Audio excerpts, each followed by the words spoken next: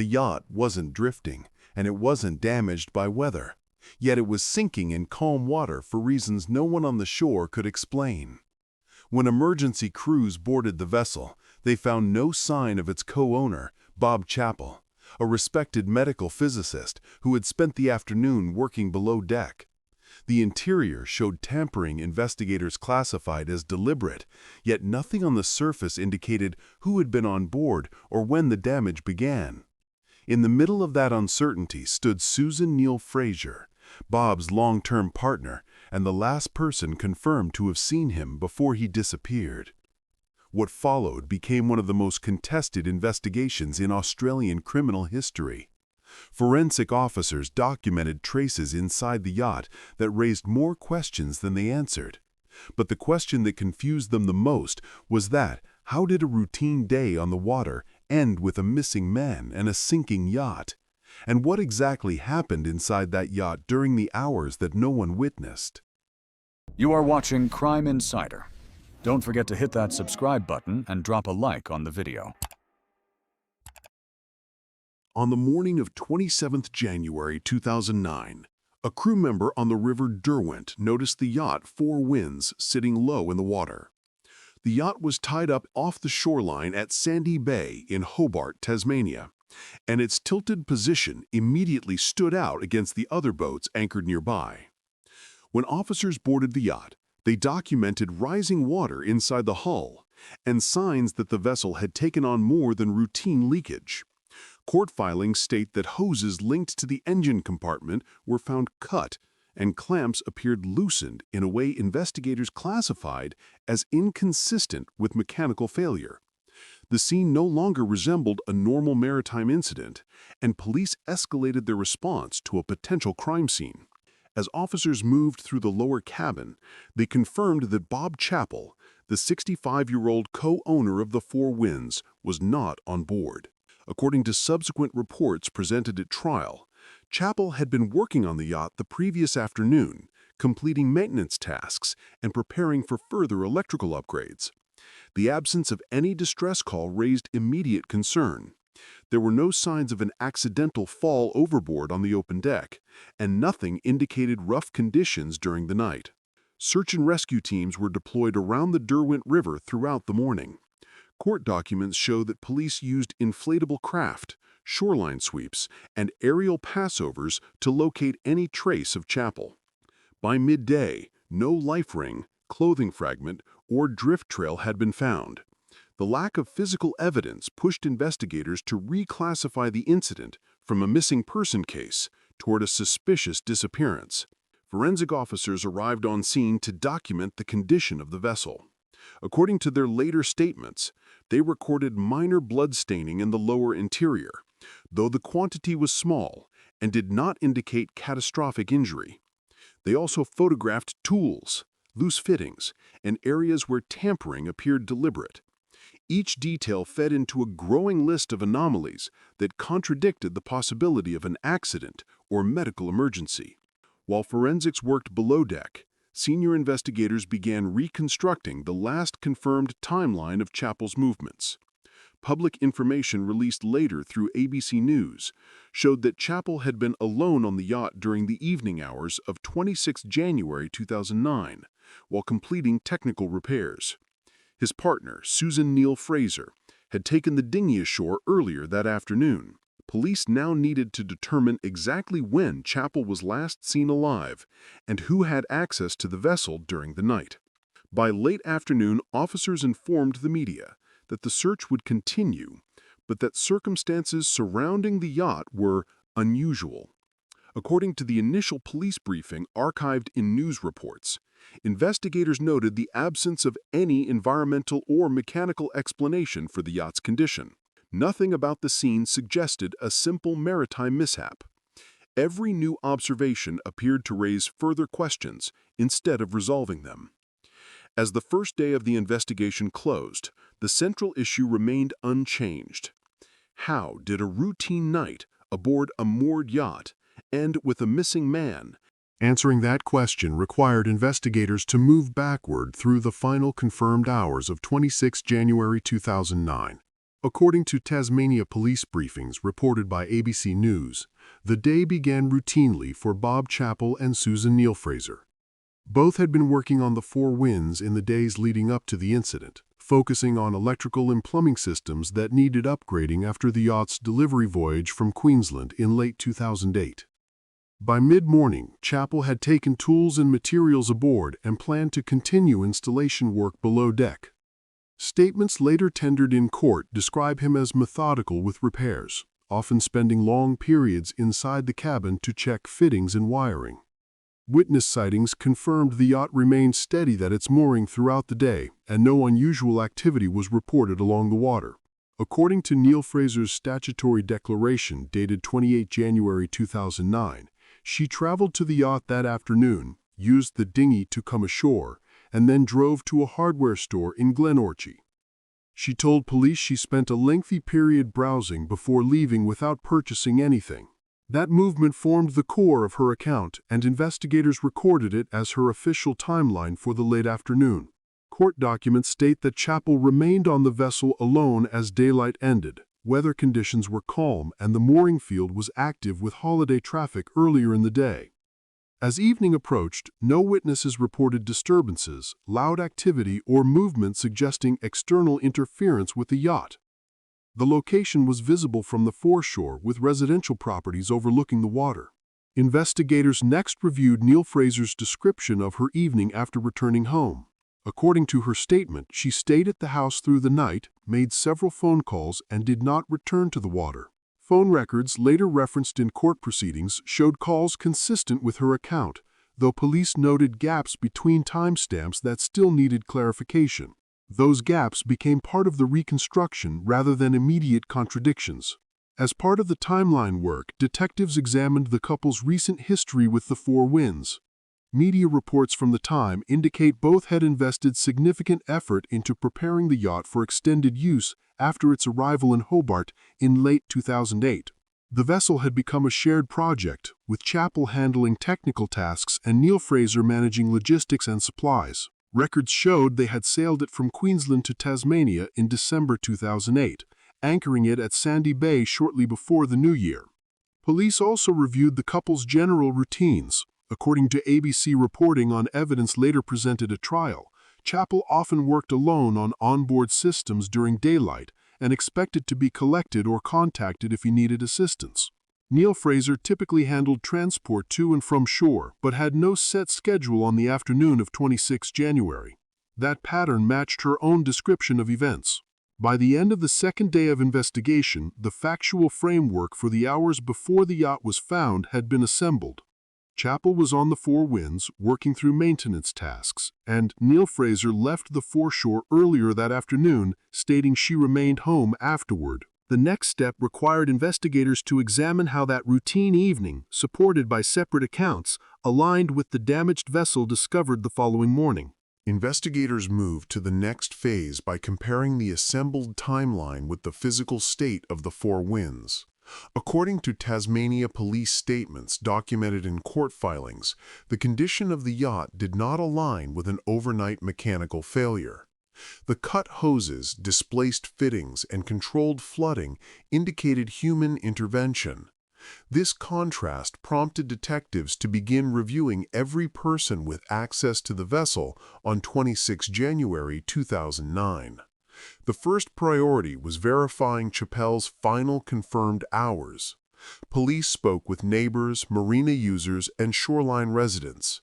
Media reports from ABC News indicate that no one heard unusual activity from the yacht that night, and no witnesses reported seeing Chappell after the late afternoon. This absence of sightings narrowed the timeline to a window between dusk and dawn, when the vessel was unattended by any independent observer. Detectives then turned to Neill-Fraser's recorded movements. According to her statutory declaration and subsequent police interview, she left the mooring field in the late afternoon and returned home before dark. Court documents show that investigators examined her phone activity, fuel receipts, and CCTV images from nearby commercial areas. These checks largely confirmed the broad outline of her account, but highlighted time segments that lacked precise corroboration. Forensic specialists continued cataloging items inside the yacht. Officers also reviewed the vessel's access points.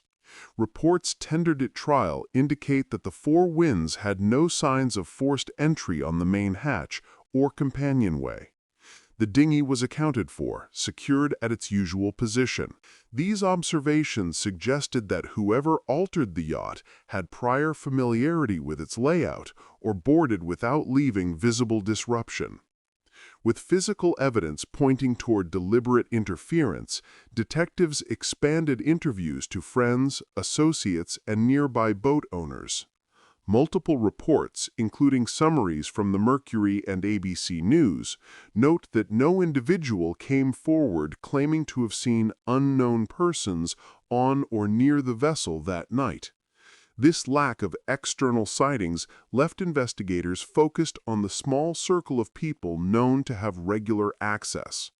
Police then revisited Neill-Fraser for additional clarification of her evening activities. According to court summaries, officers asked about items normally kept on the yacht, including tools and equipment used during maintenance. Inconsistencies between her early descriptions and later responses prompted further questioning. Detectives recorded these differences as part of the developing timeline, treating them as unresolved factual points rather than determinations. By the end of the first week, the investigation had shifted from broad scene assessment to concentrated scrutiny of movements, statements, and access. The physical findings on the Four Winds were now being measured against each account, with investigators working to close the remaining gaps in the overnight timeline. The next stage required examining how each unexplained detail aligned with the evidence collected from the yacht's interior. Investigators entered the next phase by analyzing the interior of the Four Winds in greater detail. According to forensic summaries later cited in Supreme Court proceedings, examiners documented areas of interest below deck, including the engine compartment and adjacent storage spaces.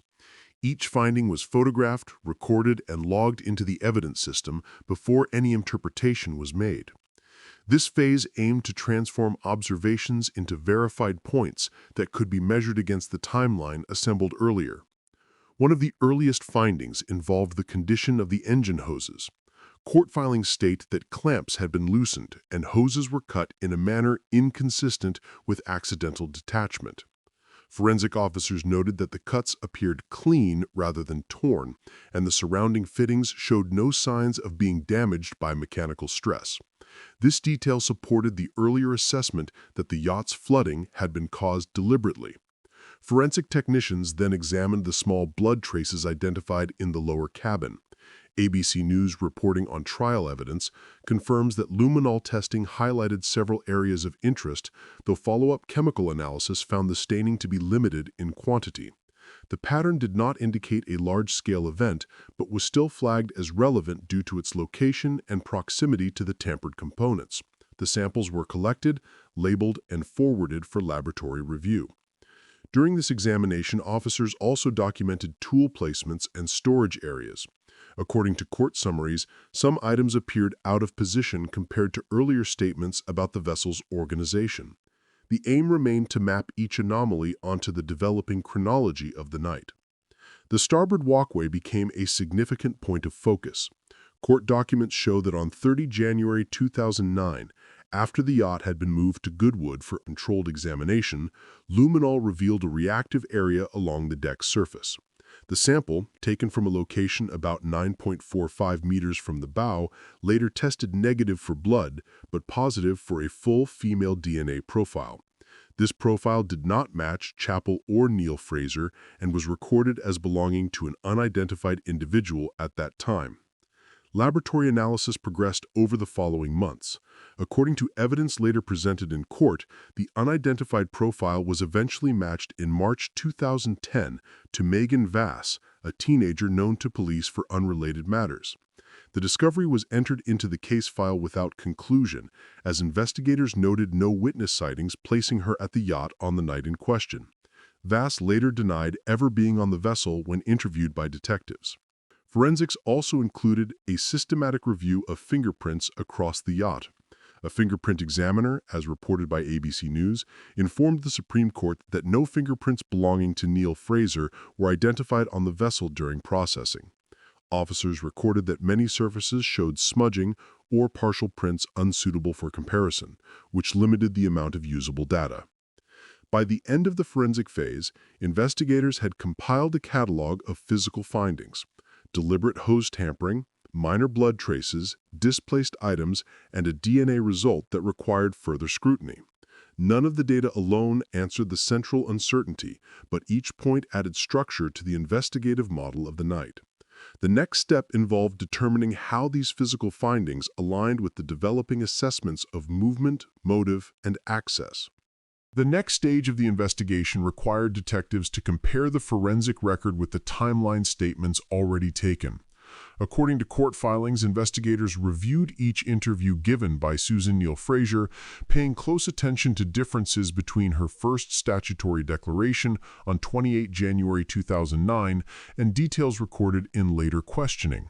Detectives logged these points as inconsistencies that required clarification rather than immediate conclusions.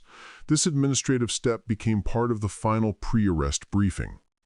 As the weeks progressed, Tasmania police consolidated their findings. ABC News reporting from that period notes that investigators viewed the deliberate tampering on the Four Winds, the absence of verified sightings of unknown intruders, and the unresolved gaps in Neill-Fraser's evening movements as factors supporting further action. Detectives briefed senior officers on these elements alongside the forensic results, including the minor blood traces and the DNA profile still under review. Each component contributed to the decision-making process rather than acting as a standalone trigger. On 20 August 2009, after 7 months of investigation, police executed an arrest warrant at Neill-Fraser's West Hobart home. According to contemporaneous media coverage, she was taken into custody without incident and transported to the Hobart police station for formal charging. The charge of murder was read to her that same day. Officers later stated in court that the arrest occurred only after investigators were satisfied the combined evidence met the threshold required for prosecution. The case proceeded to committal hearings, where prosecutors outlined the structure of their brief. Court summaries show that the state relied on a circumstantial model built from timeline contradictions, the alleged opportunity to revisit the foreshore on the night of 26 January, and the condition of the yacht as recorded by forensic specialists. Prosecutors emphasized the deliberate interference with the engine compartment, presenting it as an intentional act inconsistent with an unknown third party entering unnoticed. When the matter reached the Supreme Court of Tasmania for trial in 2010, both sides presented competing interpretations of the same evidence.